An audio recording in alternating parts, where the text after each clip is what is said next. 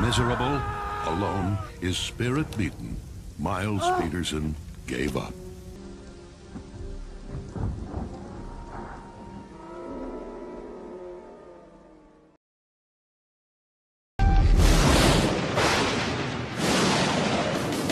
Alright, so if you've ever been out into like a random thrift store or random antique store, you tend to find something you weren't expecting. And this one time, I was out with my mom and my family in a comic book movie music store. And I happened to spot 3 VHS tapes that caught my attention. The Adventures of the Bibleman, the Bible Man. The Bible Man. I got 3 of these tapes. This is beautiful. An entire superhero based around Christianity and the Bible. And my man, Miles Peterson, is so freaking ridiculous. It's ridiculous. I had to do this little review on the Bible, the Adventures of the Bibleman Adventure. It's not the Adventures of Bibleman, the Bibleman Adventures, the Bibleman Adventure. You certainly do go on an adventure when you watch the Biblemans. I actually became really invested in this when I started watching these on a little VHS player I found, and I can convert it into raw footage that I have for you guys to see. But I wanted to do some more research on it and figure out where this all came from. The Bibleman was created to get kids more interested in the religion of Christianity. It actually started off as a TV show. There's about 4 episodes. That was the opening you just saw. That opening was actually for the TV shows as well as the movies starring Miles Peterson. I didn't find any of the TV shows. I didn't even find clips. There were only 4 that I could find, but we went ahead and watched the movies that I have here in order. And the first one that we have that came out is The Fiendish Works of Dr. Fear. Came out in 1999. I was about 3 years old when Bibleman reared his weird head. And I'm going to show you guys the Dr. Fear, what you experience when you see Dr. Fear. Yo quiero taco smell. Welcome, my brother. So Dr. Fear, Spanish, talking about tacos, maybe? I don't really know what he said. With VHS, there's no way to get subtitles. I keep hearing something about taco smell, my brother. I don't really know what's going on. The basis of this movie, Bibleman and his partner, Coat, they create a kind of anti-drug thing. It's called Clean is Cool, and they make these little buttons that you can wear around. Well, Dr. Fear gets a little hint of that, and he puts some of this stuff, he puts like a mechanism inside of the button to where when he activates it, people just go in uncontrollable nightmares and they have their worst fears realized, and they can't do anything. They're too afraid. And that's kind of cool actually for a villain. That's pretty diabolical in acting fear. Like you can do a lot of damage invoking fear in people all over. 2 Samuel 22:3 says that God is my rock and my salvation, which means I don't have to fear.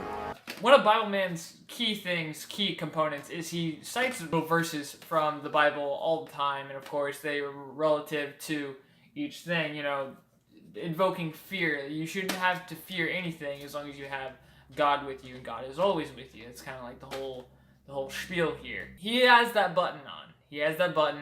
And Dr. Fear, it hits Mr. Bibleman, and it affects him pretty bad. And his sidekick, Coat, comes to the rescue. Bibleman? Dude, like, let's get that dude too.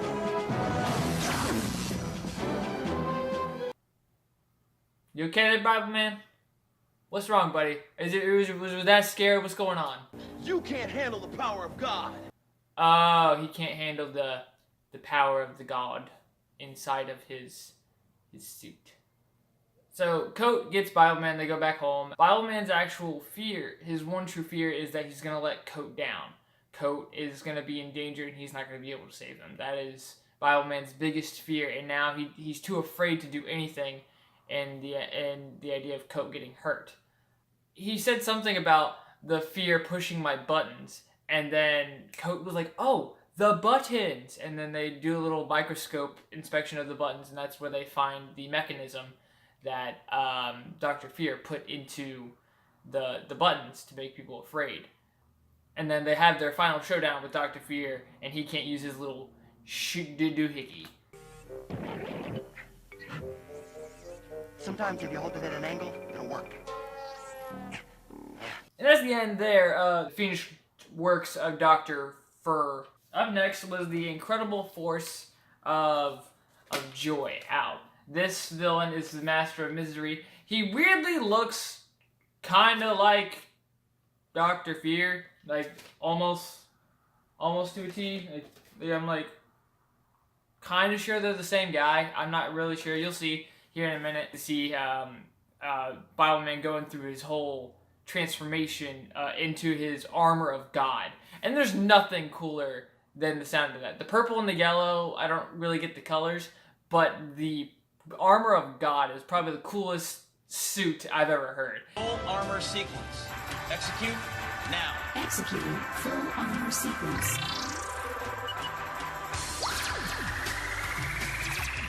Waistbelt of truth. Breastplate of righteousness. Shield of faith. Helmet of salvation.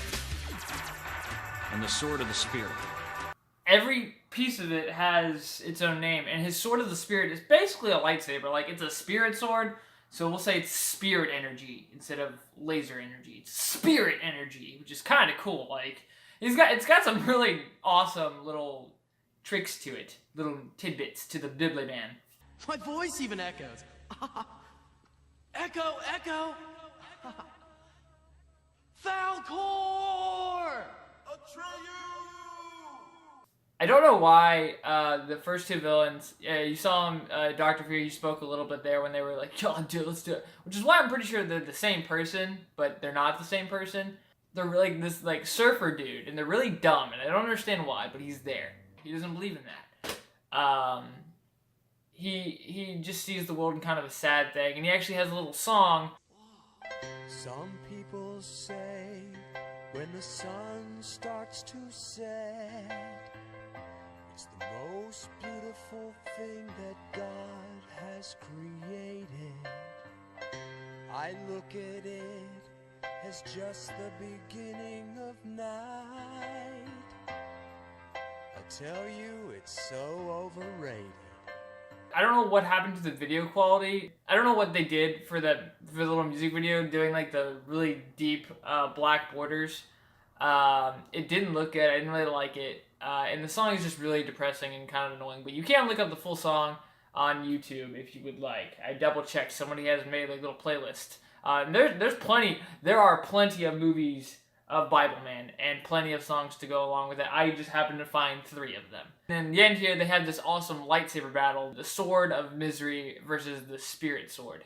And it's basically just Jedi versus Sith. It's kind of cool. Eunice! Override! Initializing override. Activate Program Alpha! Program Alpha. Deploy satellite system! Getting Bibleman. Not to mention Eunice. Eunice is basically like Alfred. Well, it's not Alfred, is it? No. It's Iron Man to Jarvis, Eunice to Bibleman, basically. It's his home network computer. And when the Master of Misery was in here trying to take the power of... use the infinite power of Bibleman. I mean, God is infinite. Using that infinite power to spread misery all over the world. And Bibleman got there in time. And Eunice, Eunice ain't gonna listen to Mr. Misery there. Eunice told Bibleman to handle it, and he was doing a good job. But Eunice was pretty pissed that someone was trying to hack her, and Master of Misery didn't take that too well.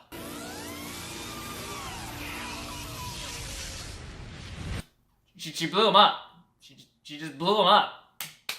Hell yeah, Eunice. That's my girl right there. That's crazy. The third movie that I have that came out in 2001 is Shattering the Prince of Pride. Now, shattering's a bit harsh, but I guess they were shattering his pride. And there's some pretty decent moments in this movie. The Prince of Pride is really mad that Bibleman is getting a bunch of publicity for his comic strip. Like, everyone knows who he is. I don't. It's kind of like you. I mean, he spread the good, spread the righteousness. So he's not really happy about that. So he uses his ego little thing to give Bibleman and his crew, and even the writer for the comic strip, a huge ego, and it kind of ruins everything. But the true beauty of this episode was how last movie, the song wasn't that great. And this one, the Prince of Pride has it made.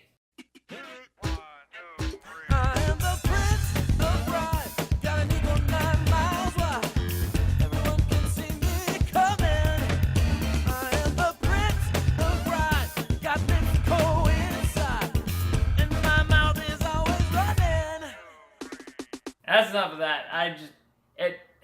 You know what? No.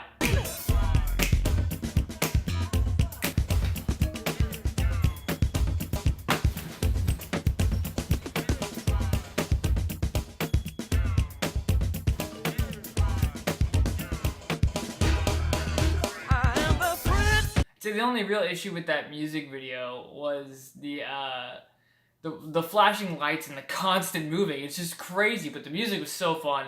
And that basically does it for my 3 movies with Miles Peterson as the Bibleman. It's really bizarre how he comes to be. Miles, as I said in the beginning, Miles Peterson had everything. He had fame, he had success. He was just missing something, I guess. And he turns to the Bible and then pledges himself to it and becomes Bibleman. There's no real loss, He has everything except, I guess, the faith. I don't know. He just kind of, I have everything, but it's not enough. So you give him Bibleman, which is kind of like, what? Why? The guy had everything. Bibleman Adventures turned into Bibleman Powerhouse, which actually got rid of Miles Emerson, stepped down, the second Bibleman came in, and then we got Josh Carpenter. And here's a little clip that I managed to find of one of the episodes involving the cheater. Like them? I call them sneak bombs. Sneak up on one, and it'll blow you away. But Matthew 10:26 says, everything that is hidden will be seen. Everything that is hidden will be made known. And that includes your traps, cheater. Lord, please expose these snares of the enemy. Josh, besides, of course, carry on the tradition of reciting verse, he can just call on the power of God. God, find these hidden things. Ah, there they are. That helped me find my wallet and my keys. Can I have that? Help me find my missing things. God. Damn it. Not in the light of Romans 12:17. Oh, would you stop with the Bible spouting? Thank you, cheater. I agree. It's getting really annoying that all your, there are clever one-liners that superheroes have, and his are already written in a book. They're not his clever one-liners. He's reciting them from a book. That's quoting. That's not really counting, Mr. Bibleman. Gone with the wind!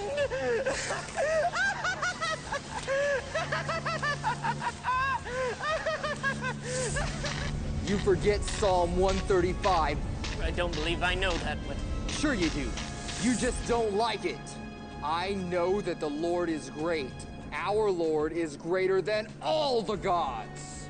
The Lord does what he wants in heaven and on earth. He sends the lightning with the rain.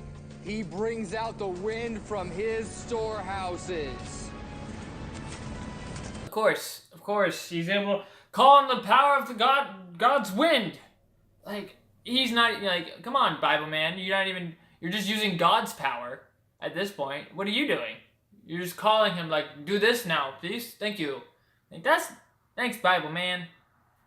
Using the power of God. I mean, it's actually, way cooler than just fighting with your light sword. But what was the point of your sword there? Also, how did you not light any of those papers on fire? Spirit energy is weird. And the last and most recent variation of Bibleman was actually in 2016. They did an animated version.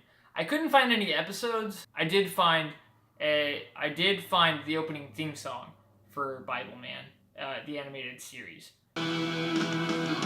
Bibleman, Bibleman, fighting for the way, he's the Bibleman, Bibleman, fighting the good fight. That was in 2016. Animation's not that great. I couldn't find any episodes, but by golly, am I invested in like wanting to find more of these. Animated stuff is always cool, but the effects and the practical like little songs they do for these, I would love to find more. If anyone has more or knows where I can get them, please let me know.